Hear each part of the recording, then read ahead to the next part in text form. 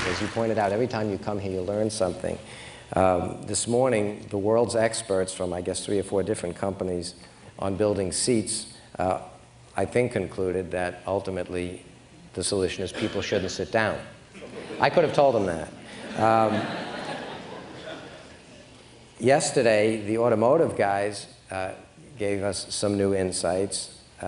They pointed out that I believe it was between 30 and 50 years from today, they will be steering cars by wire without all that mechanical stuff.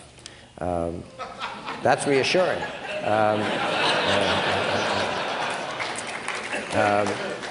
They then pointed out that there'd be sort of the other controls by wire to get rid of all that mechanical stuff. That's pretty good, but why not get rid of the wires? And then you don't need anything to control the car except thinking about it. I would love to talk about the technology, and sometime in what's past the 15 minutes, I'll be happy to talk to all the techno geeks around here about what's in here. But if I had one thing to say about this before we get to first, it would be that from the time we started building this, the big idea wasn't the technology. It really was a big idea in technology when we started applying it in the iBot for the disabled community. The big idea here is, I think, a new piece of a solution to a fairly big problem in transportation. And maybe to put that in perspective, there's so much data on this, I'll be happy to give it to you in different forms. You never know what strikes the fancy of who. But everybody is perfectly willing to believe the car changed the world, and Henry Ford, just about 100 years ago, started cranking out Model Ts. What I don't think most people think about is the context of how technology is applied. For instance, in that time, 91% of America lived either on farms or in small towns. So the car, the horseless carriage that replaced the horse and carriage, was a big deal. It went twice as fast as a horse and carriage. It was half as long. And it was an environmental improvement because, for instance, in 1903, they outlawed horses and buggies in downtown Manhattan, because you can imagine what the roads look like when you have 1 million horses and 1 million of them urinating and doing other things. And the typhoid and other problems created were almost unimaginable. So the car was the clean environmental alternative to a horse and buggy. It also was a way for people to get from their farm to a farm, or their farm to a town, or from a town to a city. It all made sense with 91% of the people living there. By the 1950s, we started connecting all the towns together with what a lot of people claim is the 8th wonder of the world, the highway system. And it is certainly a wonder. And by the way, as I take shots at old technologies, I want to assure everybody, particularly the automotive industry, who's been very supportive of us, that I don't think this in any way competes with airplanes or cars. But think about where the world is today. 50% of the global population now lives in cities. That's 3.2 billion people.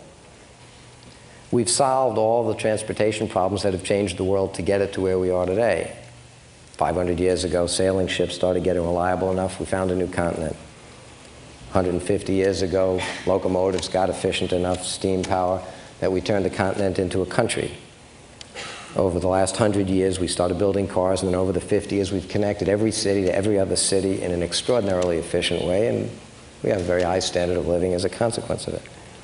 But during that entire process, more and more people have been born, and more people are moving to cities. China alone is going to move 400 to 600 million people into cities in the next decade and a half. And so nobody, I think, would argue that airplanes in the last 50 years have turned the continent and the country now into a neighborhood. And if you just look at how technology has been applied, we've solved all the long-range, high-speed, high-volume, large-weight problems of moving things around. Nobody would want to give them up.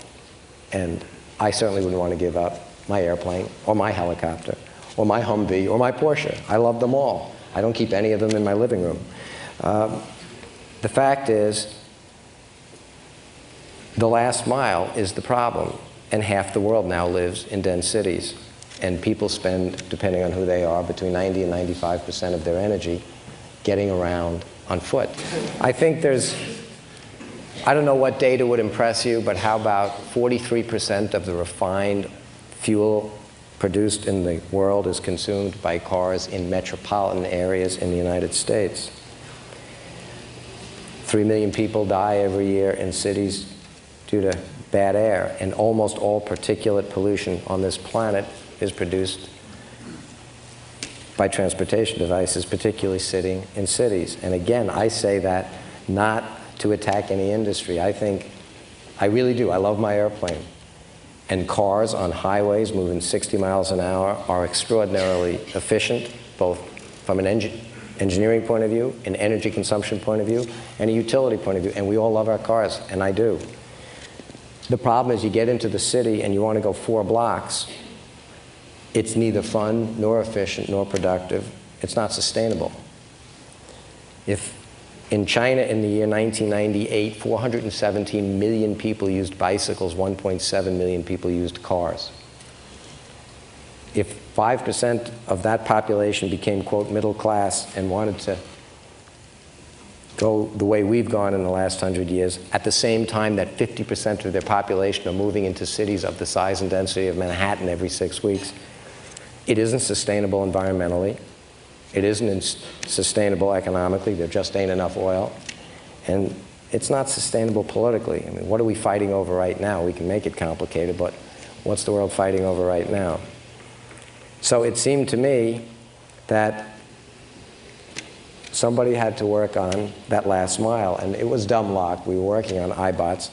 But once we made this, we instantly decided it could be a great alternative to jet skis. You don't need the water. Or snowmobiles. You don't need the snow. Or skiing. It's just fun, and people love to move around doing fun things.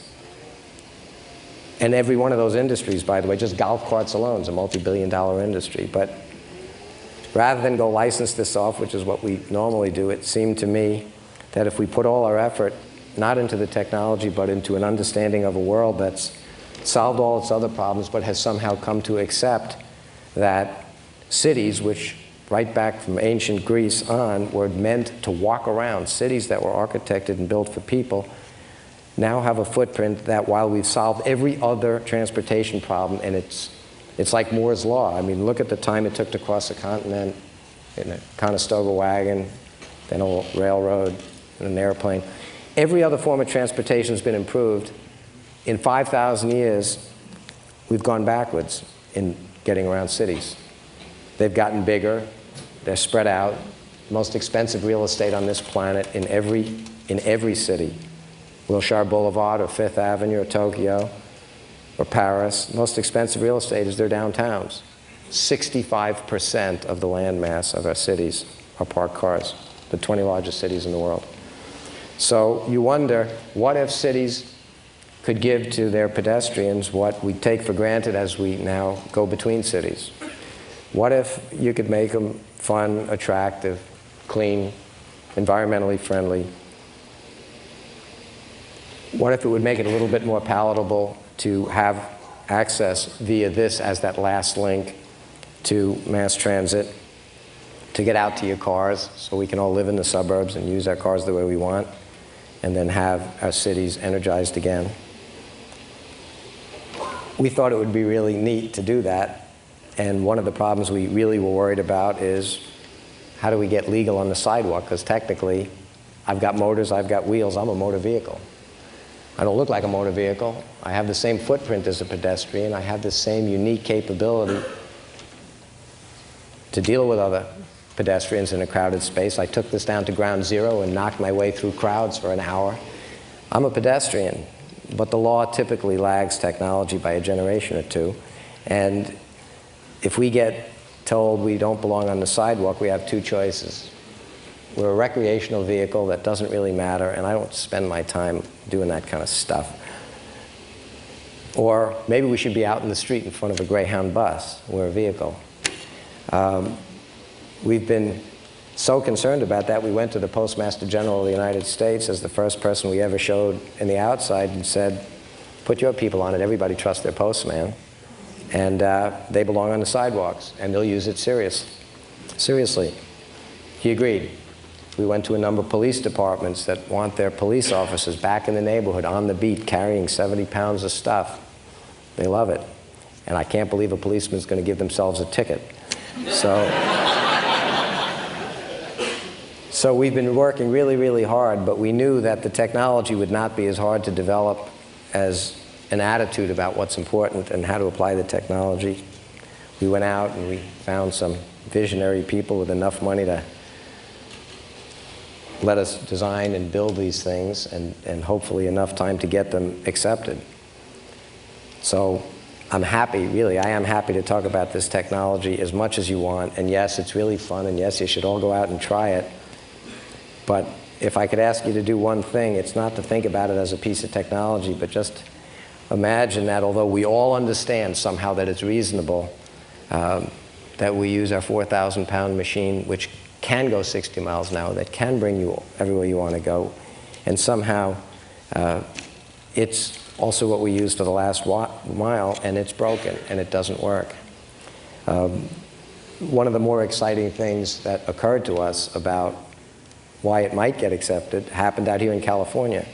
A few weeks ago after we launched it, we were here with a news crew on Venice Beach, zipping up and back, and he's marveling at the technology, and meanwhile bicycles are zipping by, and skateboarders are zipping by, and a little old lady, I mean, if you looked in the dictionary, a little old lady came by me, and now that I'm on this, I'm the height of a normal adult male, and she just stops, and the camera's there, and she looks up at me and says, "Can I try that?" And what was I, you know, how are you going to say anything? And so I said, sure. So I get off, and she gets on, and with a little bit of the usual, and she turns around, and she goes about 20 feet, and she turns back around, and she's all smiles, and she comes back to me, and she stops, and she says, "Finally, they made something for us." And the camera's looking down at her. I'm thinking, wow, that was great. Please, lady, don't say another word. And the camera's down at her, and this guy has to put the microphone in her face. Well, what did you mean by that? And I figured it's all over now. And she looks up at him, she says, well, she's still watching these guys go. She says, I can't ride a bike. No, she says, I can't use a skateboard, and I've never used rollerblades. She knew them by name. She says, and it's been 50 years since I rode a bicycle. Then she looks up, she's looking up, and she says, and I'm 81 years old, and I don't drive a car anymore. I still have to get to the store, and I can't carry a lot of things. And it suddenly occurred to me that among my many fears were not just that the bureaucracy and the regulators and the legislators might not get it. It was that fundamentally you'd believe there's pressure among the people not to invade the most precious little bit of space left, the sidewalks in these cities. When you look at the 36 inches of legal requirement for sidewalk, then the 8 foot for the parked car, then the 3 lanes, and then the other 8 feet, it's, that little piece is all that's there. But she looks up and says this, and it occurs to me, well, kids aren't going to mind these things, and they don't vote, and business people and young adults aren't going to mind these things. They're pretty cool. So I guess subliminally I was worried that it's the older population that's going to worry. So having seen this and having worried about it for 8 years, the first thing I do is pick up my phone and ask our marketing and regulatory guys, call AARP, get an appointment right away. We've got to show them this thing. And they took it to Washington, they showed them, and they're going to be involved now watching how these things get absorbed in a number of cities like Atlanta, where we're doing trials to see if it really can, in fact, help re-energize their downtown.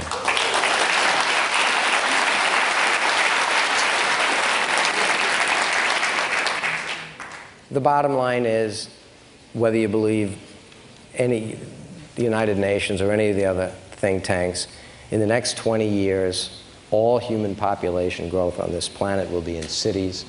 In Asia alone, it'll be over 1 billion people. They learned to start with cell phones. They didn't have to take the 100-year trip we took. They start at the top of the technology food chain. We've got to start building cities and human environments where a 150-pound person can go a couple of miles in a dense, rich, green space environment without being in a 4,000-pound machine to do it.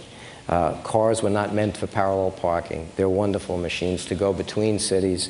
But just think about it. We've solved all the long-range, high-speed problems. The Greeks went from the Theater of Dionysus to the Parthenon in their sandals. You do it in your sneakers. Not much has changed. If this thing goes only 3 times as fast as walking, 3 times, a 30-minute walk becomes 10 minutes. Your choice when living in a city, if it's now 10 minutes, because at 30 minutes, you want an alternative, whether it's a bus, a train, we got to build an infrastructure, light rail, or you're going to keep parking those cars. But if you could put a pin in most cities, and imagine how far you could if you had the time walk in 1/2 hour, it's the city. If you could make it fun and make it 8 or 10 minutes, you can't find your car, unpark your car, move your car, repark your car, and go somewhere. You can't get to a cab or a subway. We could change the way people allocate their resources, the way this planet uses its energy, make it more fun. And we're hoping to some extent history will say we were right. That's Segway. This is a Stirling cycle engine. This had been confused by a lot of things we're doing. This little beast right now is producing a few hundred watts of electricity. Yes, it could be attached to this. And yes, on a kilogram of propane, you could drive from New York to Boston, if you so choose.